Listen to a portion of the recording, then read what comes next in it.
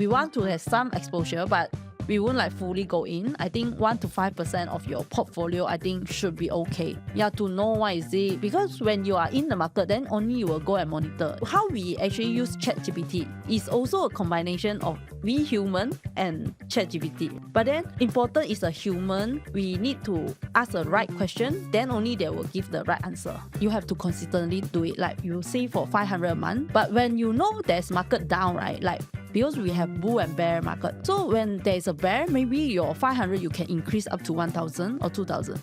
So that's where you tap in the opportunity.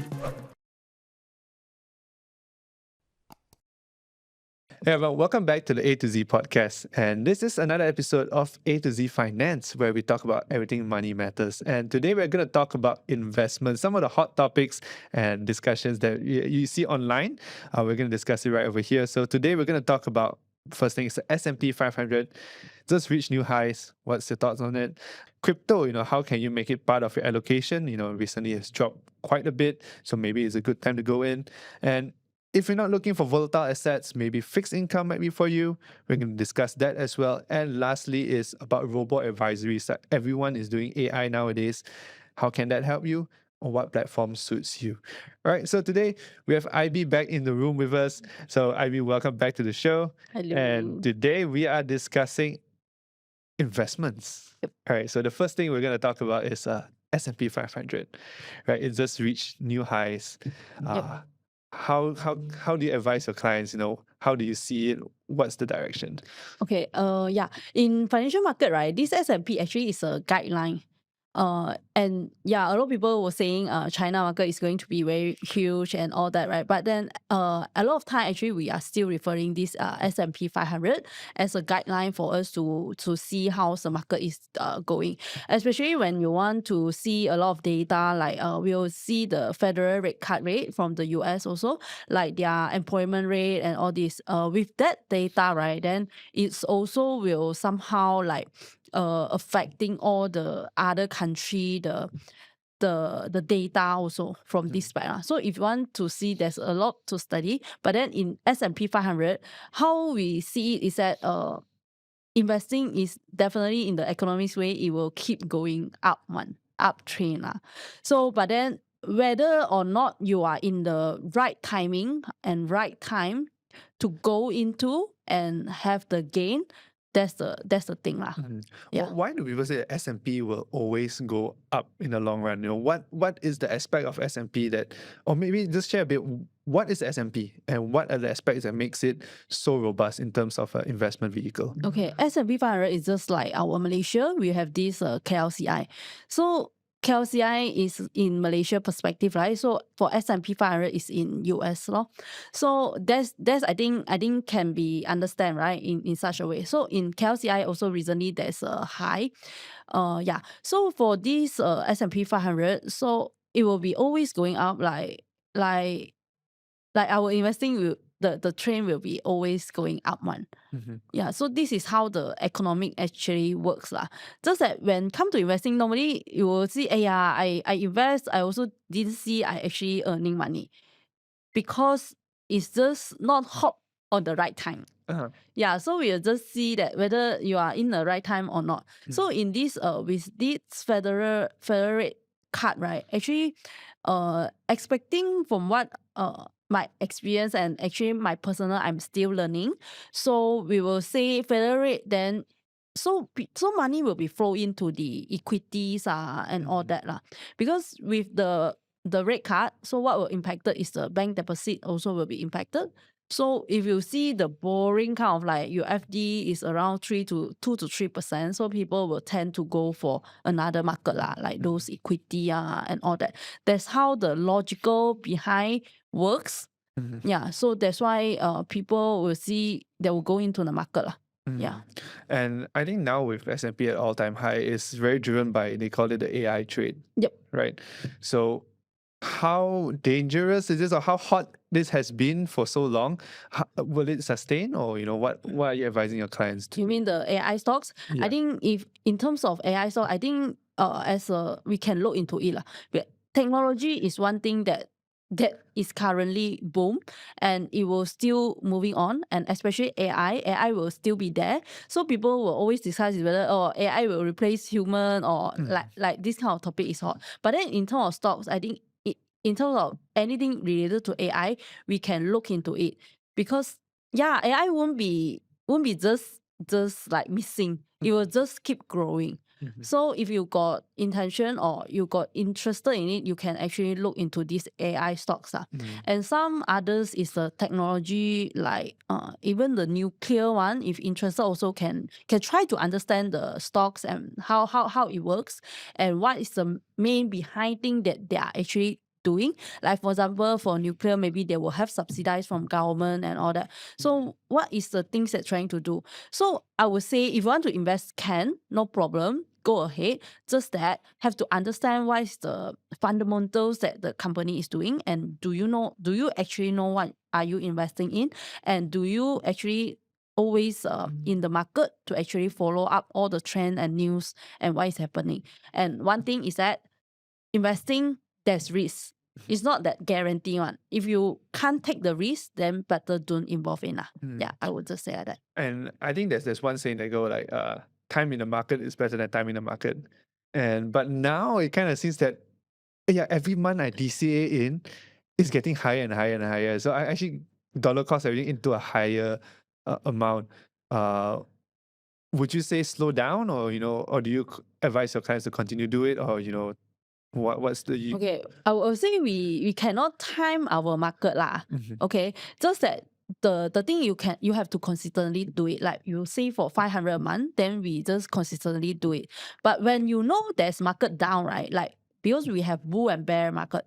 So when there's a bear, maybe your 500 you can increase up to 1,000 or 2,000. So that's where you tap in the opportunity, we will say. But then you have to also consistently save, right? If not, at the end of the day, then you say, okay lah, I will just wait for the bear. But when it's a bear, you won't know, right? Until the time that, we have the chance, then we grab the opportunity. So that's a different story already. So consistent, you have one pot already. Then another pot is an opportunity that we can actually tap in. So I think this will be a good practice. Yeah. I think 2025 has been a good, reflection of that. If you have consistently DCA'd, up to April, and then even with the crash, suddenly you have your opportunity fund, you can actually pump in more as you go up. But then a lot of time when there is a down market, then client will start to worry lah. Then What if it I goes don't lower? I don't yes.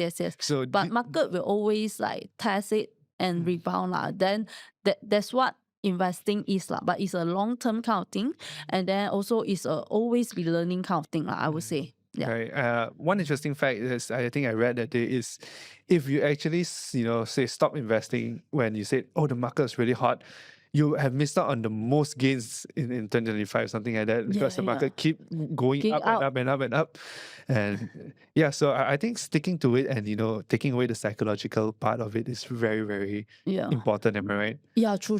And also I think in investing we have to remove our emotion, but also we have to know how to manage the risk.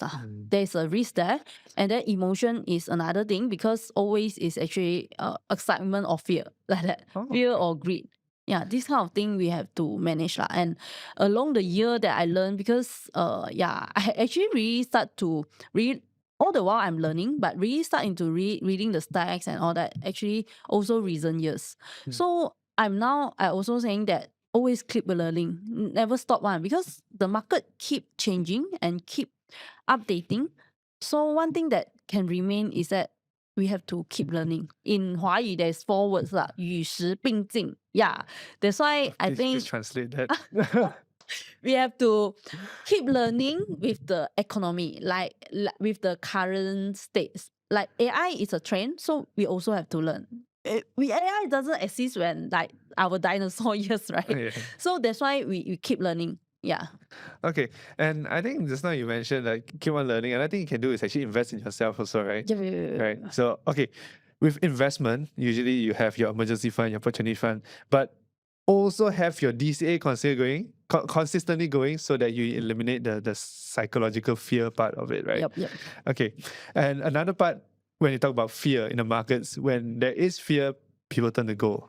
Yep. right? And we have over here Oh, a sample of the gold. This is a 5 gram. wow, very nice gold. And this little thing over here today is worth about what? I think 1 gram is around 600 lah. I think if So 5 is around 3,000, around there. 3,000. So now this little thing over here is worth 3,000. Congrats, man. No, that's congrats. Of your I- how many percent of income only, right? Actually, this one I bought it in 2021. I just bought it, left it there. I completely forgot about it until like recently. They was like, "Oh, gold price rising." Like, oh yeah, actually, I did buy something back in the day. That kind of thing. So, wow, But earning with- quite some of money. It's something you just hold on, just a hedge. But when markets are fearful, people buy the gold. What's the reasoning behind that? Oh, what's the reasoning behind that, right? Because gold tend to be a stable asset lah Mhm. from most of the people. So when you see the market volatile, then people will tend to store gold. Yeah, that's how the switch bank and all that they are working, right? Because they have this gold storage and all that. So when market is volatile, right? That's the reason. Well, people will go for commodities. So after gold, there will be like silver and all that. So I think people will tend to go back to the commodities. I think this is what normally happen. But yeah, also have to like seeing the trend But as what we see normally is like that. So when the market very red, all red, then you see gold will be in green. But this year is so much different. Gold and equities are going in the same direction. Yeah, And that's why gold actually outperformed equities this year. yes, I think around 60%, right? Yeah, gold. I think this in 1 year it went up about 60% ish. I'll put out the numbers. Don't quote me here. But it outperformed equities at the S&P this year. Yep. So when both are moving in the same direction, how do you now diversify your risk? Okay, how do we actually have to know your own risk first? I think have to know the person on risk, and then only depends on the asset classes. Because like I say, investing, especially in all this right, then it's actually involve risk. And whether you are this kind of person or not, so you have to decide also. Because some clients they cannot take like, hey, you will be up and down like how many percent in a day. Yeah. Do you really can take it? Are you this kind of person? So if yes, then okay, you can go for all means. Then how you want to structure it? Maybe you put a ratio. If depends on your risk level, and then you depend on ratio whether 30% of fixed income or maybe 70% that you can play lah. But like this goal kind of thing, actually there's a lot more opportunity. Like this, you're actually having the physical you're storing the 5 gram. Yeah. So some other option you maybe consider like there's a gold ETF or gold cash account or whatever. So you can see which one that's suitable to you and you are comfortable with. But most importantly, you have to understand how the things works. And just now so gold is now moving in the same direction as equities. You say there's something you can move into fixed income. Yep. What is that? I personally been exploring, bank stocks, but that is dividend stock, not so much of fixed income, right? So what are you talking about when it comes to fixed income? The fixed income, maybe sometimes if we are industry, then we will talk about the bonds, government bonds and all that. Or money market. Money market, they will be having a fair, it won't be very high, but around 3 to 4%. So some people will store it there as an emergency, like you can in and out. So for the liquidity purpose as well for the fixed income. So you have a choices. But some others tools you may be consider, I think they are not in fixed income category, but then their percentage is quite okay in a sense, like around 6%.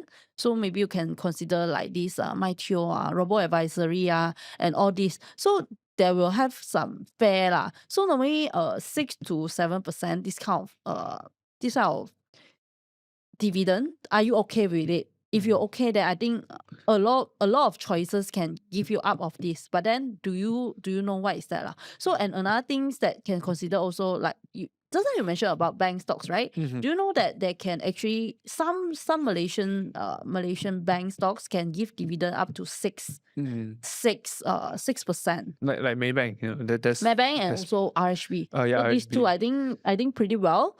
And yeah, that's the dividend. Then another thing is of course, it's a capital gain lah. So capital gain have to see whether when is the time that you go in and can you get the capital gain. Mm. Then if not, then you tap on the dividend opportunity. Would now be the right time, since like, you know, gold and equities are all time high, would now be the right time to move into fixed income, or at least move a bit into fixed income to take that profit?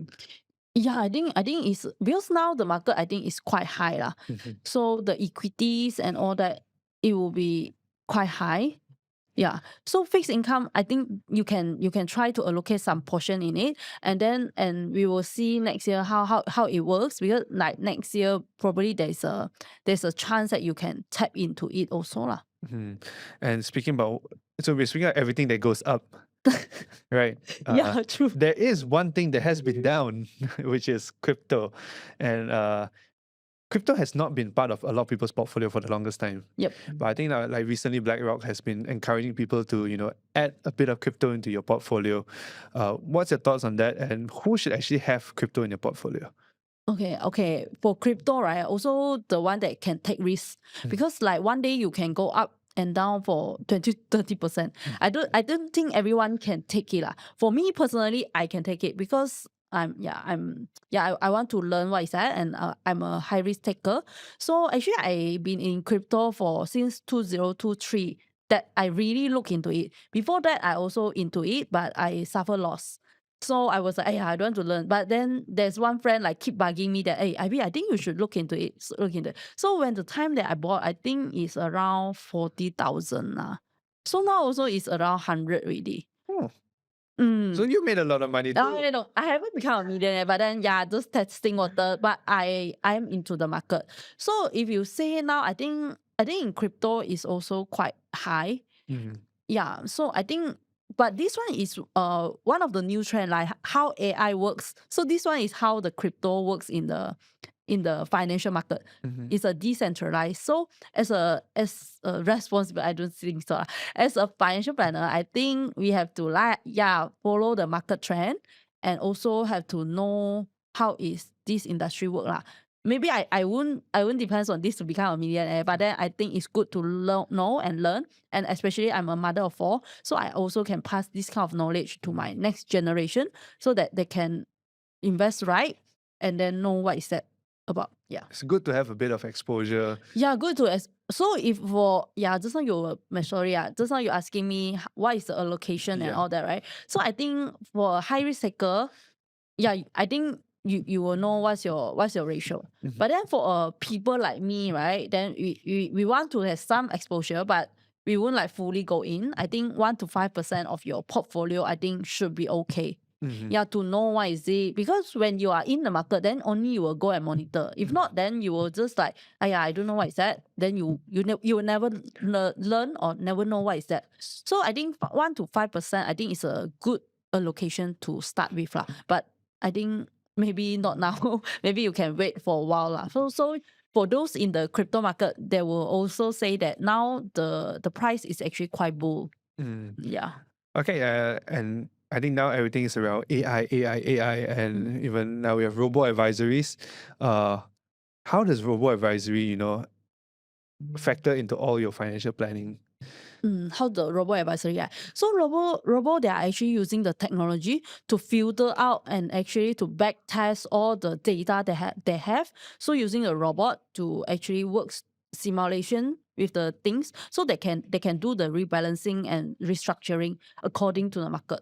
Mhm. So I think with the robot, because human, it's not that human is not good, but then with a robot and then human brain to actually mix together and then to analyze the thing, so it will turn out to works better lah. And with all the back tests for so many years, then as for what I understand, robot advisor is one thing like my tool we can actually when looking into.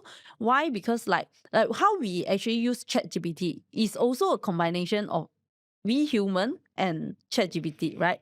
But then important is a human we need to ask the right question, then only they will give the right answer. Right. So I think this teamwork also like how to work in robo advisory. So I think also is a good thing to actually look into it lah. And if you don't mind me asking, what is like currently the returns of robo advisory? How much are we expecting if, let's say, we invest in robo advisory? So like, yeah, personally I invested in. So like since March until now, so my percentage is around 6%, if I'm not mistaken. Yeah, and then the still charge also won't be so high as compared to the conventional market. So I think is also another asset class that we actually can tap in. So for me, I will believe in different asset classes. I mean, diversification is a key, and also consistently learning. All right. So just now you mentioned 6%. Yep. What is like the allocation to this, and how do people actually get on board this kind of robo advisory? Do you need to go through advisors, or can they just go through the app, or how does the planning works? Yes. Yeah. There's two options that if people is interested, then they can go in. Either they go straight away and then they monitor themselves. If not, then actually they can go through advisor like us. Then we can actually help them. So what is the advantage of having advisor like us? Because we can have more other option. Yeah, the first one, okay, if they engage us already, like annually, we will do at least one time review on the whole portfolio and then share about how the market works and all that. And also at the same time, is there other opportunity we also can actually tap in. Okay, so just like I'm mentioning the portfolio that I have with the MyTeo, right? So how is the portfolio be like? Is like, okay, there's a 60% on the growth and 30% in income, and then like 30, 90, like 10% in the inflation hedge like that. 60, 90, 10. Yeah. So that is the allocation that you set to balance out. Why did you go for this allocation? Because actually MyTeo is very easy. It's a robo advisory. Then they actually come out with this kind of asset allocation itself already.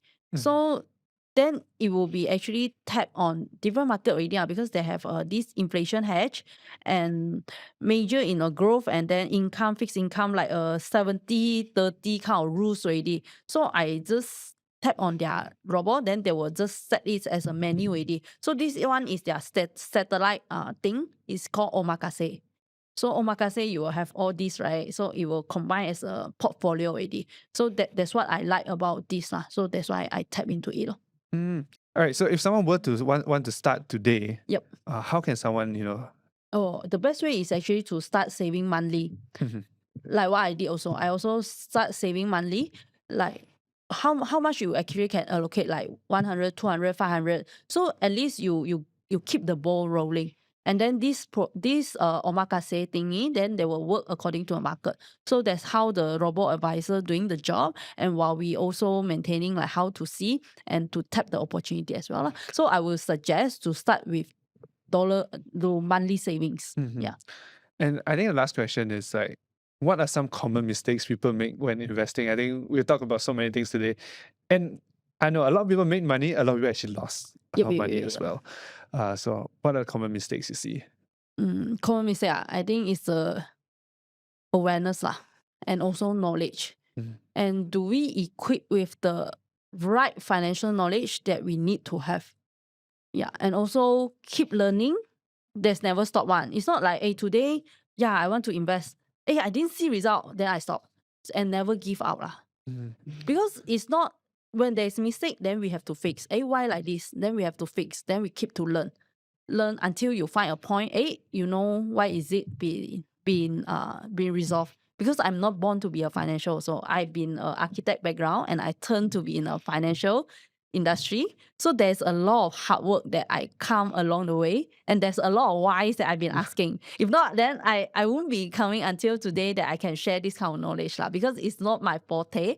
But then because of my interested in learning, and I interested of how money work for us and to also earn money. Ultimate goal is actually to have a passive income that can works for us because passive income is something that Hey, you don't even work also the money is working for you. Okay, like recently when I went to Hokkaido, right, I met this lovely couple, which is like 80 years old. So they are so I was asking, hey, how you all they are actually at the time of travel around the world. There's been most of the people like me also dream of, right? We want to travel around the world. But how can people make it? So I will see they are start with business. Then as this age, they already retired. And she was telling me, even I sell off one stock, I also cannot use it out for one year. So and so what's the strategy? It's very simple. Look for the potential stocks and then just keep accumulating. The potential stocks, the price will be go up one mah. So they don't have very fancy strategy or like, hey, market up or down or like that. But they just buy and keep. Mhm. And that's the income or passive income that can sustain their travel around the world cost. But they need to know what to buy also. So really have to invest in the Yeah, I think knowledge.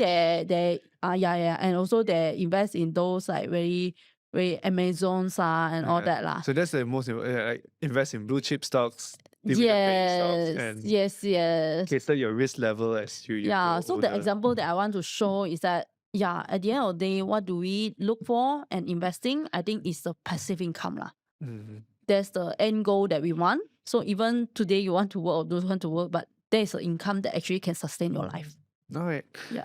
All right. Thank you, everyone. So, thank you so much for tuning in. So, if you like this episode, don't forget to like and subscribe. And if you have any questions, do leave it down in the comments down below.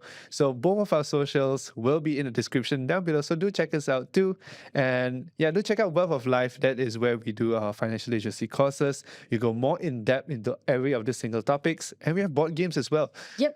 So she has a professional, Welcome. yeah, welcome. She has a professional board game. I'll flash it over here. We have also a basic, which is a not to say children's, but basic financial literacy Yeah, level it's a kind of fintegrity board game. fintegrity board Yep. game. So do check us out, and as usual, see you in the next episode. Bye.